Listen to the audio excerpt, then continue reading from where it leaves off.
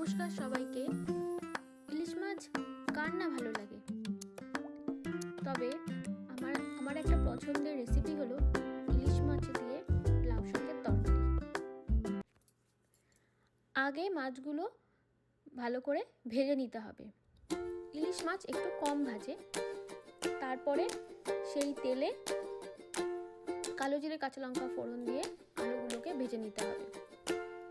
আলু ভাজা হয়ে গেলে তার মধ্যে 1 চামচ আদা বাটা এবং আগে থেকে জল ঝরিয়ে রাখা লাউ পাতাগুলোকে দিয়ে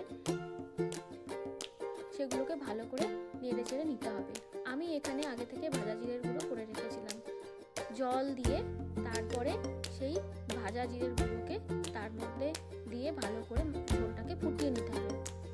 ঝোল কিছুটা ফোটানো হয়ে গেলে তার মধ্যে ভাজা মাছগুলোকে ছেড়ে দিতে হবে।